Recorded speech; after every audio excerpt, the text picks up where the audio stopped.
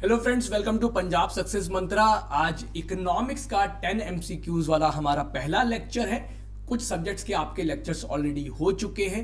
इस 10 MCQs series से जो है हम चाहते हैं कि आपका एक तो रिवीजन अच्छे से हो सके, जो कंसेप्चुअल क्लैरिटी है आपकी वो आ सके, और साथ ही साथ वो एमसीक्यूज हम आपके साथ डिस्कस कर पाएं जिनकी प्रोबेबिलिटी जो है वो एग्जाम में आने की ज़्यादा है। तो हर थर्सडे हम आपके साथ लेकर के आएंगे इकोनॉमिक्स के 10 एमसीक्यूज। एक नज़र से थोड़ा देख लीजिए कि पंजाब सक्सेस मंत्रा पर हम कौन से फ्री इनिशिएटिव्स आपके लिए लेकर के आए हैं। डेली बेसिस पर आपका पंजाब एंटी रिवीजन सीरीज चल रही है जो कि 11 बजे चलती है मॉर्निंग में। Daily current affairs issue for PCS ये 12 बजे आता है। Past 1 year current affairs revision series 1 PM। Daily 10 MCQ revision for PCS ये 2 बजे। Previous year paper question papers का डिस्कशन वो 3 बजे होता है, और करंट अफेयर्स 5:15 पर। तो आप देखिए कि एक होलिस्टिक जो है प्रिपरेशन के लिए पंजाब सक्सेस मंत्रा पर आपके पास सब कुछ अवेलेबल है। प्रीवियस ईयर क्वेश्चन का रिवीजन चल रहा है, 10 एमसीक्यूज चल रहे हैं, करंट अफेयर्स चल रहा है। 1 कॉन्सेप्ट डे में हम आपको बहुत सारे कॉन्सेप्ट जो है ऑलरेडी कन्वे कर चुके हैं। तो आप प्लीज इस सीरीज का हमारी पूरा फायदा उठाइए और पंजाब सक्सेस मंत्र को फॉलो करते रहिए। तो आज का जो हमारा पहला क्वेश्चन है वो है, consider the following statement regarding gross domestic product. GDP के बारे में कुछ स्टेटमेंट दिए गए हैं। First, it is the value added by all the firms in the economy. It is the final value of goods and services produced in the economy. Third, it is the sum total of final consumption and investment expenditure by the government, private and household sector. It is the income received by 4 factors of production. Correct answer हमें choose करना है। Options क्या है? A 1 and 2 only, B 1, 2 and 3 only, C 1, 3, 2 and 4 only, या फिर D all of the above। अब देखिए 3 methods होते हैं आपकी जीडीपी कैलकुलेशन के। एक होता है वैल्यू एडेड मेथड या फिर प्रोडक्ट मेथड जिसे आप कहते हैं, एक होता है एक्सपेंडिचर मेथड, और तीसरा क्या होता है? Income method. तो जब आप वैल्यू एडेड मेथड की बात करते हैं तो वैल्यू एडेड मेथड से जीडीपी कैसे कैलकुलेट होता है? It is the value added by all the firms in the economy. यही तो वैल्यू एडेड मेथड है। तो ये ऑप्शन करेक्ट है आपका। जो जीडीपी की डेफिनेशन है वो क्या है? It is the final value of the goods and services produced in the economy. तो this is nothing but GDP। अब अगर एक्सपेंडिचर मेथड की बात करें, एक्सपेंडिचर मेथड से जब आप जीडीपी कैलकुलेट करते हैं तो वो किसके बराबर होती है? ये कह रहे हैं कि final consumption and investment expenditure by the government, private and household sector. तो जब एक्सपेंडिचर मेथड से बात आती है तो उसमें एक्सपोर्ट्स और इंपोर्ट्स भी तो होते हैं। जो आपके नेट एक्सपोर्ट्स हैं, यानी कि एक्सपोर्ट्स माइनस इंपोर्ट्स, ये कहाँ जाएंगे? ये तो आपने लिए ही नहीं इसमें। तो ये जो स्टेटमेंट है ये इनकरेक्ट है। जब आप इनकम मेथड की बात करते हैं तो इनकम मेथड में क्या होता है? जो भी income 4 factors of production, land, labour, capital और एंटरप्रेन्योर को रिसीव हो रही है, वही क्या होती है? आपकी जीडीपी होती है। तो इनकम मेथड के हिसाब से ये स्टेटमेंट भी करेक्ट है। तो सिर्फ थर्ड वाला जो स्टेटमेंट है वो इनकरेक्ट है। 1, 2 और 4 करेक्ट है। तो इसका ऑप्शन क्या होगा? Option C. डिटेल्ड सॉल्यूशन इसका देख लीजिए एक बार। GDP is the sum of the final value of goods and services produced in the economy, और it can also be defined as the value added by all the enterprises. Value added method जिसको मैं आपको बता रहा था। Bye expenditure methods की अगर आप बात करें तो उसमें क्या आएगा? Consumption expenditure plus investment expenditure plus जो गवर्नमेंट एक्सपेंडिचर करती है प्लस आपके ये जो नेट एक्सपोर्ट्स हैं। तो आपने ये तो ले लिए कंजम्पशन एक्सपेंडिचर हाउस होल्ड का, इन्वेस्टमेंट का, गवर्नमेंट एक्सपेंडिचर, लेकिन आप उसमें आपने क्या नहीं लिया? नेट एक्सपोर्ट्स नहीं लिए। इसलिए जो आपका ऑप्शन थर्ड ऑप्शन था वो आपका इनकरेक्ट था। इनकम मेथड से कैलकुलेट करते हैं तो 4 फैक्टर्स ऑफ प्रोडक्शन को क्या रिसीव होता है? प्रॉफिट, रेंट, इंटरेस्ट और वेजेस। तो 4th स्टेटमेंट आपका ट्रू था। चलिए सेकंड क्वेश्चन देखते हैं। Consider the following statements. Capital goods are final goods and are not used as input. Second is intermediate goods are capital goods. Select the correct answer using the code given below. A 1 only, B 2 only, C both 1 and 2 या D neither 1 nor 2. इसका answer है D. क्यों है वो मैं आपको बताता हूं. जो भी आपके गुड्स होते हैं वो दो तरह के होते हैं. एक होते हैं इंटरमीडिएट गुड्स और फाइनल गुड्स. इंटरमीडिएट गुड्स मतलब कि जो कि फर्दर जो है यूज होते हैं, जो प्रोसेस होते हैं और किसी और प्रोडक्ट को बनाने में हेल्प करते हैं, उनका फर्दर ट्रांसफॉर्मेशन होता है. फाइनल गुड्स का मतलब है जिनका कोई और ट्रांसफॉर्मेशन नहीं होगा और उनको अब आप डायरेक्टली यूज कर सकते हैं. They will not go under further transformation. और फाइनल गुड्स भी दो तरह के होते हैं, एक कंजम्पशन गुड्स और एक कैपिटल गुड्स. कंजम्पशन गुड्स यानी कि जिनको आपने एक बार यूज कर लिया तो फिर आप उसको दोबारा से यूज नहीं कर पाएंगे. या फिर ड्यूरेबल नेचर के भी कंज्यूमर गुड्स होते हैं जिनको फाइनली जो है कंज्यूमर यूज कर सकता है. जैसे आपके क्लोथ्स है, फुटवेयर है ना, या कोई खाने का सामान, ये क्या कंज्यूमर गुड्स, डायरेक्टली आप उसको यूज कर सकते हैं. दे आर फाइनल, है ना, उनका कोई फर्दर ट्रांसफॉर्मेशन नहीं होगा.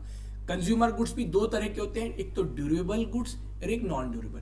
नॉन ड्यूरेबल का मतलब जिनको एक बार आपने यूज कर लिया, खत्म. मान लीजिए आप फ्रूट्स लेकर के आए, खा लिए, खत्म, है ना. ड्यूरेबल का मतलब जैसे फर्नीचर है, जैसे आपके क्लोथ्स है. ऐसा नहीं कि एक बार एक कपड़ा पहन लिया तो वो खत्म हो गया, आप उसको कई बार पहन सकते हो.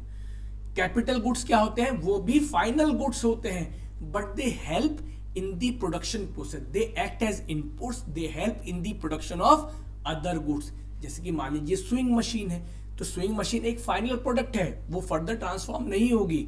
लेकिन मान लीजिए कोई टेक्सटाइल कंपनी है, तो वहां पे वो स्विंग मशीन क्या है? एक कैपिटल गुड है जो कि हेल्प कर रहा है in the production of clothes, है ना, इन दी प्रोडक्शन ऑफ गारमेंट्स. तो वो स्विंग मशीन क्या होगी? कैपिटल गुड होगी. कैपिटल गुड क्या होते हैं? जो खुद की शेप चेंज नहीं करते हैं, जो ट्रांसफॉर्म नहीं करते हैं, but they are inputs, they help in the production of other goods.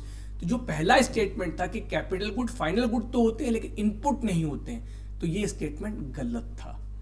और इंटरमीडिएट गुड्स क्या होते हैं? They are not final goods, they are semi finished product, they undergo transformation, है ना. दे गेट ट्रांसफॉर्म्ड और lost in the production process. जैसे मान लीजिए शुगर बनती है शुगर केन से, तो शुगर केन क्या है? एक इंटरमीडिएट प्रोडक्ट है ना. और जब शुगर बन जाती है वो शुगर केन क्या हो जाती है? खत्म हो जाती है ना, उसमें पूरी तरह ट्रांसफॉर्म हो जाती है. तो ये कैपिटल गुड्स और इंटरमीडिएट गुड्स का डिफरेंस था. थर्ड क्वेश्चन की तरफ चलते हैं. There is a Chinese company doing business in India.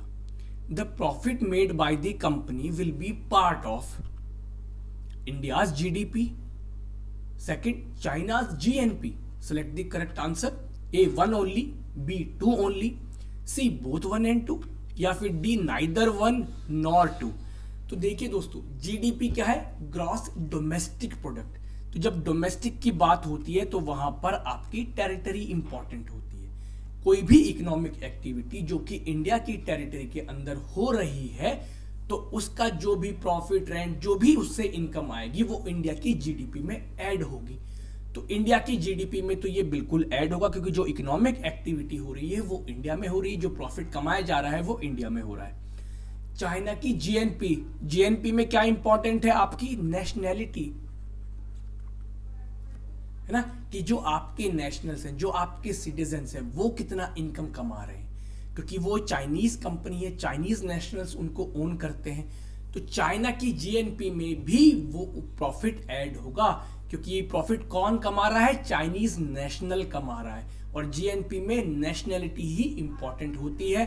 तो ये जो प्रॉफिट होगा इस चाइनीज कंपनी का, वो इंडिया की जीडीपी में भी ऐड होगा और चाइना की जीएनपी में भी ऐड होगा. तो जो करेक्ट ऑप्शन होगा वो होगा C, both 1 and 2. Fourth question क्या कहता है? Which of the following constitute investment in the economy? First, production of consumption goods, B production of capital goods, third production of services, या fourth buying and selling of shares. Select the correct answer using the code given below.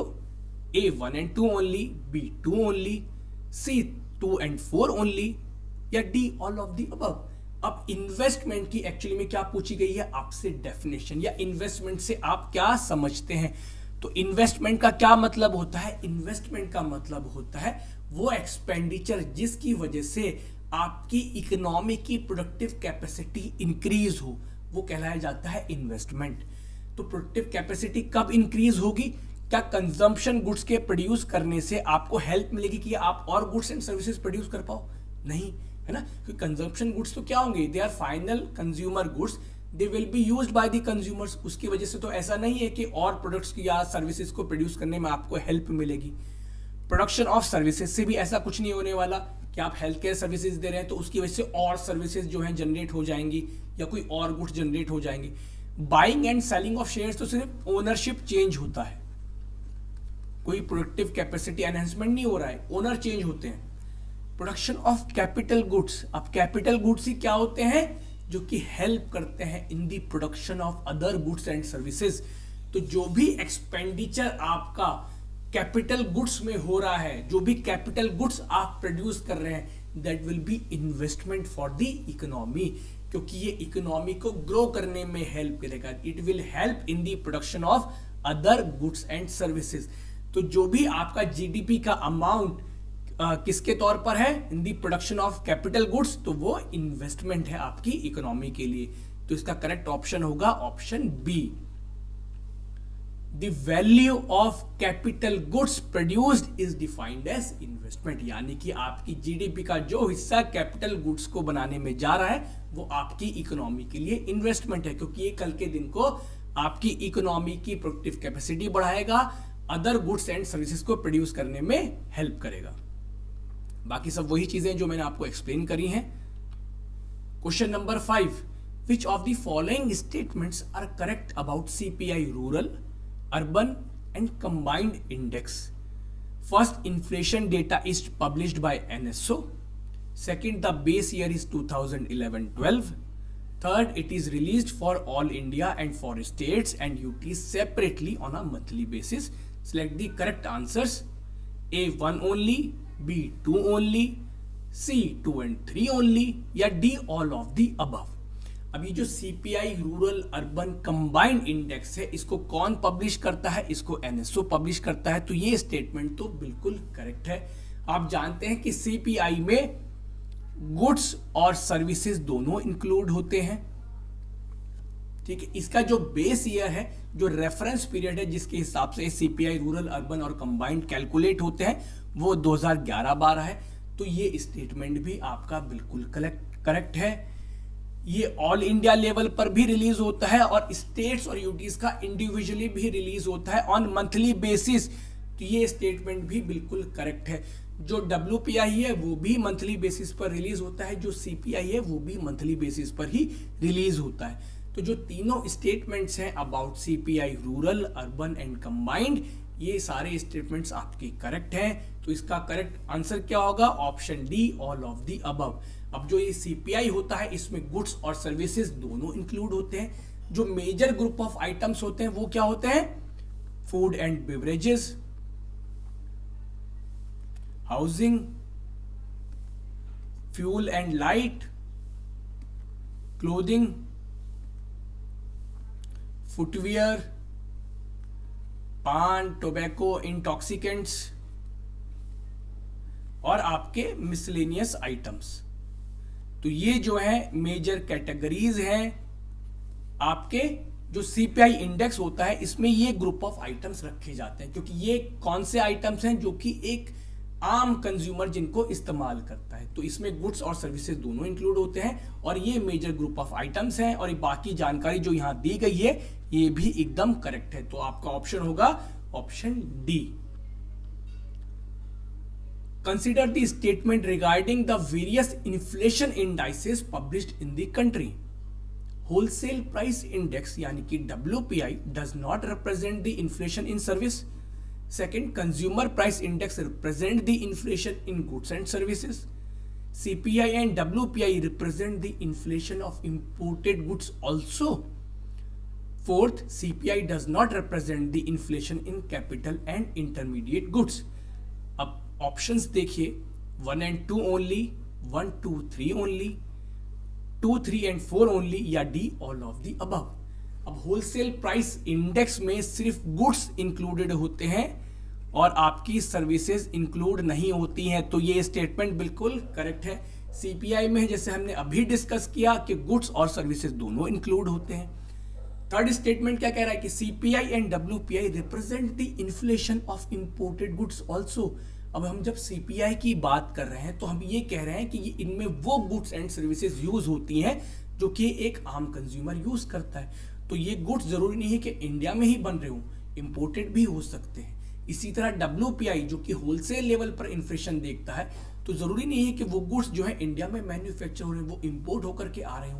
तो इसलिए CPI और WPI में imported goods भी include होते हैं, तो ये स्टेटमेंट भी करेक्ट है। फोर्थ स्टेटमेंट क्या कह रहा है, CPI does not represent the inflation in capital and intermediate goods. अब कौन से गुड्स यूज होते हैं जो आपके सीपीआई में इंक्लूडेड होते हैं? सीपीआई क्या देख रहा है कि कंज्यूमर लेवल पर क्या प्राइस चेंज आ रहा है। तो कंज्यूमर जो गुड्स यूज करता है, कंज्यूमर कौन से गुड्स यूज करेगा? जो कंज्यूमर गुड्स होंगे, जो फाइनल कंज्यूमर गुड्स हैं। तो कंज्यूमर गुड्स जब होंगे तो उसमें कैपिटल गुड्स और इंटरमीडिएट गुड्स नहीं आएंगी। तो सीपीआई में जो इन्फ्लेशन होता है वो सिर्फ कंज्यूमर गुड्स के प्राइस लेवल को देखता है। तो ये स्टेटमेंट भी करेक्ट है। तो इसका आंसर होगा D, all of the above.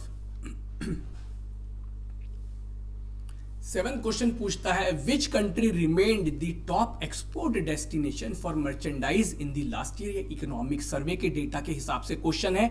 तो जो भी हम यहां पर क्वेश्चन डिस्कस कर रहे हैं, टॉपिक वाइज हम डिस्कस कर रहे हैं, तो जो इकोनॉमिक सर्वे या बजट से जो भी इंपॉर्टेंट क्वेश्चंस है आ सकते हैं वो मैंने यहां पर उसको इंक्लूड ऑलरेडी कर लिया है। तो ये इकोनॉमिक सर्वे का क्वेश्चन है, मतलब वहां के डेटा के हिसाब से लिया गया है। ए यूएई, बी चाइना, सी यूके या डी यूएसए। मर्चेंडाइज एक्सपोर्ट में हमारा जो सबसे बड़ा डेस्टिनेशन है वो है यूएसए। तो इसका करेक्ट ऑप्शन क्या होगा? Option D. क्वेश्चन नंबर 8 देखते हैं। Consider the following statements regarding India Russia trade. ये मैंने जानबूझकर यहाँ क्वेश्चन लिया है क्योंकि जो जियोपॉलिटिकल सिनेरियो है जहां पे रशिया, यूक्रेन और इंडिया का रोल ये सब बहुत ज्यादा चल रहा है, तो इसलिए एक क्वेश्चन जरूरी था कि इंडिया रशिया ट्रेड के बारे में भी हो। तो पहला स्टेटमेंट है India has trade surplus with Russia. Second is India's export to Russia are mainly rice and sugar. Third, India's imports are crude and diamond. Answer codes क्या है? A 1 only, B 2 only, C 2 and 3 या D 3 only. अब अगर आपको थोड़ा सा भी अंदाजा है कि इंडिया इंपोर्ट क्या करता है, ट्रेड देखें तो डिफेंस ट्रेड बहुत ज़्यादा है, हम बहुत ज़्यादा जो है हथियार जो है, वेपन्स जो है वो इंपोर्ट करते हैं। तो ऐसी कंडीशन में हमारा ट्रेड सरप्लस होना थोड़ा डिफिकल्ट है। तो अगर मान लो इस स्टेटमेंट के बारे में अगर आपको अंदाजा लगाना है तो आप कह सकते हैं कि यार 1 तो नहीं होगा, है ना। Second is India's exports to Russia are mainly rice and sugar. अब इसके बारे में अगर आपको नहीं पता है तो थोड़ा सा डिफिकल्ट हो सकता है आपके लिए। India's imports are crude and diamond. Crude का तो आप अंदाजा लगा सकते हैं कि रशिया के पास ऑयल एंड गैस है, तो ये तो हो सकता है ना। तो आप थर्ड को सही मान करके चल सकते हैं। तो फर्स्ट आपने गलत कर दिया, थर्ड आपका सही है। तो आपके पास 2 ही ऑप्शन बचे हैं, या तो सी या फिर डी। तो अगर आप 2 उसको आप एलिमिनेट कर सकते हैं। दूसरा आप ये भी अंदाजा लगा सकते हैं कि India's export to Russia are mainly rice and sugar. India जो है राइस और शुगर एक्सपोर्ट करेगा, ये मेजर हमारे एक्सपोर्ट्स होंगे रशिया को। क्या रशिया में लोग इतना राइस खाते होंगे? इतना ठंडा देश है वो, है ना, वहाँ वीट उगता है, लोगों का स्टेपल फूड क्या होगा? वीट होगा। तो क्या राइस हमारा मेजर एक्सपोर्ट हो सकता है? थोड़ा सा डिफिकल्ट है ये। तो ये स्टेटमेंट भी थोड़ा डिफिकल्ट है। ये मैं तब आपको बता रहा हूँ जब आपके पास इंफॉर्मेशन जो है लिमिटेड है। तो कैसे आप अपना लॉजिक यूज करके, कैसे अपना कॉमन सेंस लगा करके किस तरह से ऑप्शंस को एलिमिनेट कर सकते हैं, कैसे जो ऑप्शन दिए गए हैं उनको जज कर सकते हैं। तो अगर हम कहें कि 2 भी थोड़ा सा इनकरेक्ट लग रहा है तो इसका करेक्ट ऑप्शन क्या हो जाएगा? ऑप्शन डी, यानी कि सिर्फ 3 ही आपका स्टेटमेंट करेक्ट है। तो तो ये आपको मैं क्वेश्चन को अटेम्प्ट करने की टेक्निक बताना चाह रहा था कि किस तरह से लिमिटेड इंफॉर्मेशन से आप क्वेश्चंस को अटेम्प्ट कर सकते हैं, क्योंकि पीसीएस में बहुत सारे क्वेश्चंस ऐसे होंगे जहां पर आपको सभी ऑप्शंस या सभी स्टेटमेंट्स के बारे में जानकारी नहीं होगी, तो उन क्वेश्चंस को कैसे आप अटेम्प्ट कर सकते हैं। तो थोड़ा सा डिटेल दे देता हूं ट्रेड डेटा के बारे में इंडिया रशिया के। इंडिया का जो एक्सपोर्ट था रशिया को वो $2.6 बिलियन का था, जबकि जो इंपोर्ट्स थे तो वो $5.5 बिलियन के थे। तो इसका मतलब हमारा ट्रेड डेफिसिट था, ना कि सरप्लस। जो मेन प्रोडक्ट्स हैं जो इंडिया एक्सपोर्ट करता है रशिया को, वो क्या है? Packaged medicaments, broadcasting equipments and tea. The main products that Russia exports to India, यानी कि जो हम इंपोर्ट कर रहे हैं वो क्या है? क्रूड पेट्रोलियम, कोल ब्रिकेट्स और डायमंड्स। सबसे बड़ी चीज आपकी डिफेंस या फिर weapon trade. Russia second largest supplier है आर्म्स का after USA. For Russia India is the largest importer and for India Russia is the largest exporter when it comes to arms transfer. Between 2000 and 2020, Russia accounted for about 66.5% of India's arms import. ठीक है, तो ये India Russia trade के बारे में था। Next question देखते हैं, question number 9। Consider the following statements. First, India's total exports grew more in 2021-22 as compare to growth in total imports.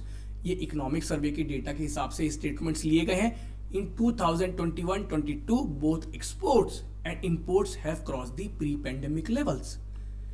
Options देखते हैं, 1 only, B 2 only, C both 1 and 2, या D neither 1 nor 2। इसका correct option है B 2 only। India के exports भी increase हुए हैं, imports भी इंक्रीज हुए हैं, लेकिन एक्सपोर्ट्स की ग्रोथ इंपोर्ट से ज्यादा है ऐसा नहीं है। हाँ, एक्सपोर्ट्स और इंपोर्ट्स दोनों ही एक्सीड करे हैं प्री पैंडेमिक लेवल को। डेटा मैं आपको बता देता हूं।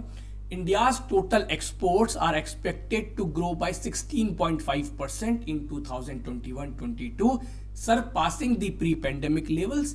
Imports are expected to grow by 29.4%, surpassing the corresponding pre-pandemic levels. तो pre-pandemic level से इंपोर्ट और एक्सपोर्ट दोनों ही की ही ग्रोथ ज्यादा हुई है, बट इंपोर्ट की ग्रोथ ज्यादा हुई है as compare to exports. Last question आज के दिन का, ये क्या कहता है? The percentage share of services in nominal GVA has increased in 2021-22 as compare to the pre pandemic year. Second, the percentage share of industries in nominal GVA has decreased compared to pre pandemic level. Options पूछ रहे हैं, 1 only, 2 only, C both 1 and 2, या D neither 1 nor 2। इसका correct option है D, ना तो services का share increase हुआ है ना ही इंडस्ट्रीज का घटा है। शेयर में आपको दिखा देता हूं, एग्रीकल्चर और अलाइड सेक्टर का 2019-20 के मुकाबले थोड़ा इंक्रीज हुआ है। इंडस्ट्री सेक्टर का भी थोड़ा इंक्रीज हुआ है, आप देख सकते हैं, और सर्विसेज सेक्टर का डिक्रीज हुआ है, ना कि इंक्रीज, है ना। तो इंडस्ट्री सेक्टर का घटा नहीं है बल्कि थोड़ा सा बढ़ा है, और सर्विसेज का इंक्रीज नहीं हुआ है बल्कि थोड़ा सा घटा है। तो ये जो तीनों क्वेश्चंस थे ये आपके इकोनॉमिक सर्वे से लिए गए थे। ये डेटा आपके दिमाग में होना चाहिए, जो ट्रेंड है वो अक्सर जो है वो पूछ लिए जाते हैं, इसलिए मैंने इन क्वेश्चंस को यहां पर लिया है। आई होप आपको ये पसंद आया होगा। नेक्स्ट वीक फिर से 10 MCQs के साथ मिलेंगे। Thank you so much.